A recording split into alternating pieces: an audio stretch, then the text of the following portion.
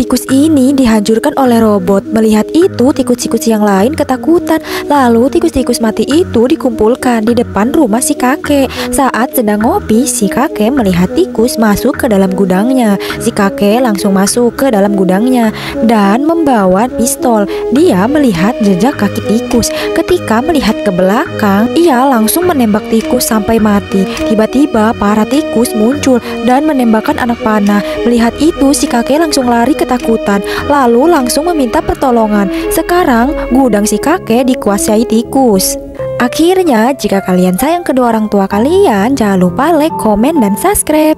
Akhirnya penjual pembasmi tikus pun datang. Pria itu menawarkan robot pembasmi tikus ke si kakek. Si kakeknya pun membeli.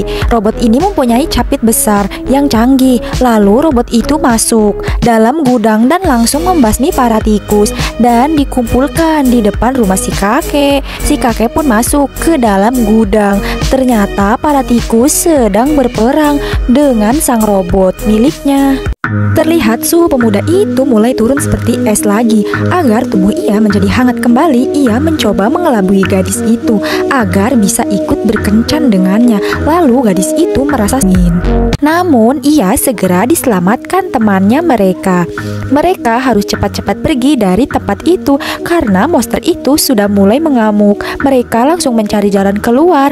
Namun pria itu tetap saja tertinggal. Tetapi nasib baik masih ada di pihak ia. Ia pun langsung masuk ke terowongan di mana monster itu tidak bisa masuk.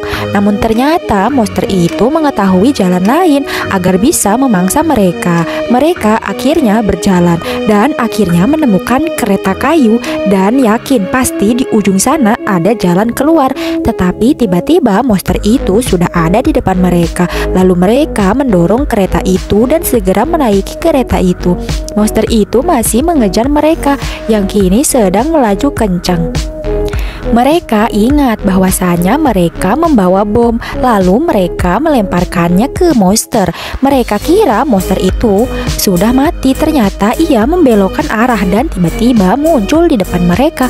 Tetapi kereta itu malah terpental melewati tubuh monster itu. Dan akhirnya mereka berhasil keluar dari tempat itu. Terlihat pria ini memasak ikan yang mirip kadal. Restoran memasak ikan aneh yang dicari di sungai kotor. Setelah dimasak, ikan itu disajikan. Namun melihat bentuknya yang aneh, wanita itu tak mau makannya.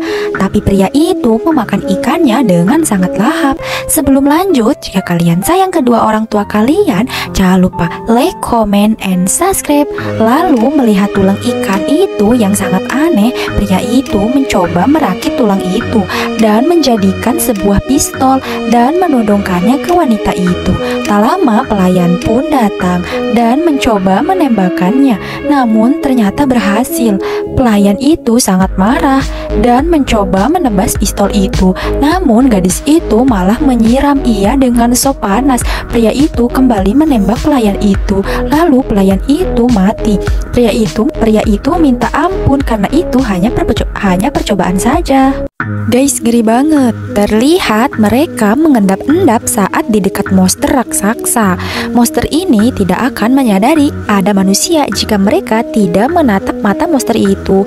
Namun salah satu dari mereka malah jatuh pas di dekat genangan air. Alhasil ia melihat mata monster itu di genangan air. Bukannya cepat lari, malah ia diam membisu ketakutan. Monster itu menyadari keberadaannya. Wajah monster itu memerah dan membuat pria itu ketakutan. Monster itu bersiap-siap untuk memakan pria itu. Namun jika kalian sayang kedua orang tua kalian, jangan lupa like, comment, and subscribe. Namun terlihat penjaga kuil ini menepuk-nepuk tangannya ke atas pasir. Tiba-tiba muncul sebuah bayi cacing ke permukaan tanah. Penjaga kuil itu memegang cacing itu dengan sangat hati-hati karena bayi cacing itu bisa menyuntikkan racun yang mematikan. Lalu ia menenggelamkannya ke dalam air. Lalu cacing itu memberontak, mencoba melepaskan karena ia kehabisan oksigen. Lalu penjaga kuil itu berhasil membuat bayi cacing itu mati. Setelah itu ia menusukkan suntikan ke mulut bayi cacing itu untuk mengambil bisa biru. Lalu ia mengalirkannya ke wadah botol. Setelah cairan itu penuh, ia memberikannya kepada sang ratu.